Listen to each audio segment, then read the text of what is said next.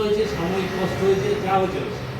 আর আমাদের নেতৃত্বের প্রতি আমাদের কি আছে এগুলো সব ভুলে আমাদেরকে নেতৃত্বের নিয়েও চলতে হবে, দলের কথা মতো চলতে হবে, আর মমতা ব্যানার্জির দিকে তাকাই চলতে হবে। রাজ্যে সরকার বদল হলেও বদলাচ্ছে না শিলিগুড়ি মহকুমা পরিষদ, বরং আরও বেশি ঐক্যবদ্ধ হয়ে মানুষের কাজ করার শপথ নিলেন পরিষদের সমস্ত কর্মাধ্যক্ষ।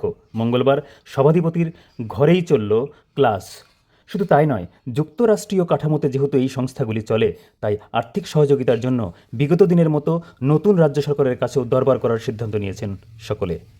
মহকুমা পরিষদ এখন প্রতিকূল পরিস্থিতি, এই পরিস্থিতি মহকুমা পরিষদ কিভাবে রান করবে? যেমন মহকুমা পরিষদ যেইভাবে বিগত দিনে কাজ করেছে, আমরা পুরোটাই একটা টিম, আমরা টিম হিসাবে বিগত দিনে কাজ করেছি। আগামী দিনেও আমরা সেইভাবে কাজ করব যাতে মানুষের কোনো অসুবিধা না হয়। যেহেতু আমরা মানুষের ভোটে জয়ী হয়ে এখানে এসেছি, আমরা জনপ্রতিনিধি, আমাদের দায়িত্ব মানুষের কাজ করা, এবং আমরা যতদিন এইখানে আছি আমরা ততদিন মানুষের কাজ করে যাব। যেহেতু এটা রাজ্য সরকারের আন্ডারে আমাদের এই মহকুমা পরিষদ, তো আমরা অবশ্যই চেষ্টা করব রাজ্য সরকারের সহযোগিতা যাতে আমরা পাই, এবং রাজ্য সরকারের সহযোগিতা আমরা মানুষের ডেভেলপমেন্ট করতে পারি। কোনো রকমের বরাদ্দ ক্ষেত্রে প্রতিবন্ধকতা হতে পারে বলে কি কোনো আশঙ্কা এখন করছেন? এবং এটা তো এখনই বলা বিষয় নয়, আমি জানি না, তবে আশা রাখছি গভর্নমেন্টের কাছে, যাতে আমার মনে হয় না কোনো রকম প্রতিকূলতা আসবে না।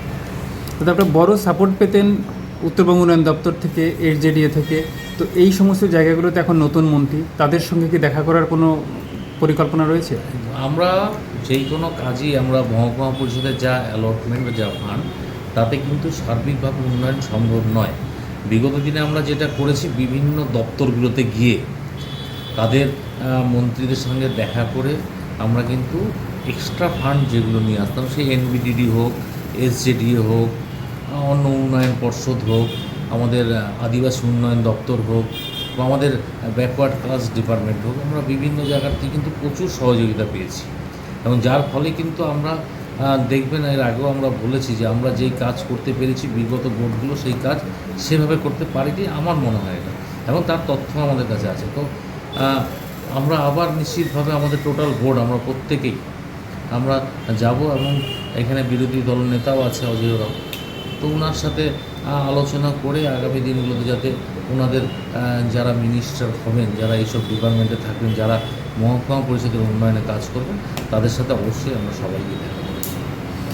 অনেক জায়গায় জল্পনা হয় যে নতুন সরকার এই বিবর্তিত পরিস্থিতিতে বিভিন্ন বোর্ডগুলো হয়তো ভেঙে যেতে পারে, অনেক সদস্য আছে তারা হয়তো একটা দল থেকে অন্য দলে চলে যেতে পারে, তো আপনারা এইটা কীভাবে, কতটা ঐক্যবদ্ধ? দেখুন, আমরা প্রত্যেকে এখানে আছে, দেখতেই পাচ্ছেন, আমরা সবাই ঐক্যবদ্ধ, এবং দেখুন দল হার জিত আছে, এবং তৃণমূল দল থেকে আমি যথেষ্ট সম্মান পেয়েছি, এবং প্রত্যেকে পেয়েছি আমরা এখানে, তো যার জন্য আজকে এখানে আসছি। আর এটা পরিবর্তনশীল, রাজ্য সরকার কখনো স্থায়িত হতে পারে না, সরকার যাবে আসবে, কিন্তু আমার মনে হয় আমরা যেখানে আছি আমরা ভালো আছি। আমার মনে হয় না আমাদের মহকুমা পরিষদে কোনো রকম চেঞ্জেস বা অন্যদিকে যাওয়ার কোনো পরিকল্পনা কারোরই আছে, আমার মনে হয় না, ব্যক্তিগতভাবে আমার নেই।